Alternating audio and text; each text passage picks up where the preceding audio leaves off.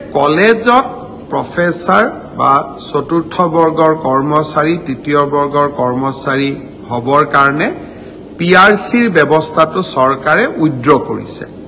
কিছুমানে ৰাতিপুৱাই মই বাতৰি কাকতত সমালোচনা দেখা পাইছিলো। মই শিক্ষা মন্ত্ৰীক সুধিছিলো যে আমাৰ পিআৰচিৰ ব্যৱস্থাটো প্ৰত্যাহাৰ কৰা হৈছে নেকি। শিক্ষা মন্ত্ৰীয়ে মোক কৈছিল যে গুৱাহাটী উচ্চ ন্যায়ালয়ে পিআৰচিৰ ব্যৱস্থাটো আইনী ব্যৱস্থা বুলি নামানে কাৰণে এই ব্যৱস্থাটো প্ৰত্যাহাৰ কৰিছিল। কিন্তু তাৰ পৰিৱৰ্তে আমি এটা ডাঙৰ সেফগাৰ্ড দিছিলো যে অসমত যদি কোনোবাই চাকৰি কৰিব খোজে তেওঁ অসমীয়া বড়ো বা বৰাক উপত্যকাত চাকৰি কৰিব খুজিলে বঙালী হিন্দী ভাষা জানিব লাগিব। অৰ্থাৎ লোকেল ল্যাঙ্গুৱেজ নাজানিলে আমাৰ অসমৰ মহাবিদ্যালয় হওক চৰকাৰী কাৰ্যালয়তে হওক কোনেও চাকৰি কৰিব নোৱাৰে।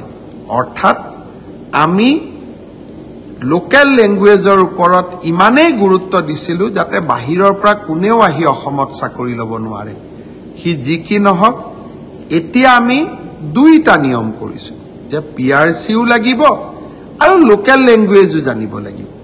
মই ভাবো যে অসমৰ প্ৰতিটো পোষ্ট প্ৰতিটো চাকৰি আমি অসমৰ স্থায়ী বাসিন্দা পিআৰচি ডক্টৰ মনমোহন সিঙৰো আছে, কিন্তু প্ৰকৃত স্থায়ী বাসিন্দাই যাতে চৰকাৰী চাকৰি পায় তাৰ বাবে আমাৰ প্ৰচেষ্টা অব্যাহত থাকিব।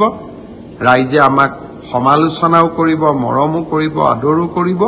ৰাইজৰ প্ৰতি আমি দায়বদ্ধ হৈ থাকিম। খালি হিন্দী ভাষা জানিব লাগিব। অৰ্থাৎ লোকেল ল্যাঙ্গুৱেজ নাজানিলে আমাৰ অসমৰ মহাবিদ্যালয় হওক চৰকাৰী কাৰ্যালয়তে হওক কোনেও চাকৰি কৰিব নোৱাৰে।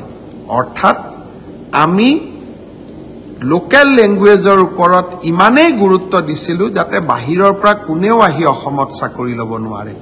হি যি কি নহওক এতিয়া আমি দুইটা নিয়ম কৰিছো যে পিআৰচিও লাগিব আৰু লোকেল ল্যাঙ্গুৱেজও জানিব লাগিব।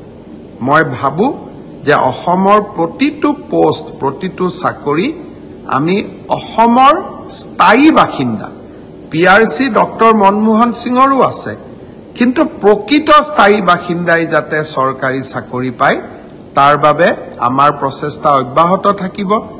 ৰাইজে আমাক সমালোচনাও কৰিব, মৰমো কৰিব, আদৰো কৰিব। ৰাইজৰ প্ৰতি আমি দায়বদ্ধ হৈ থাকিম।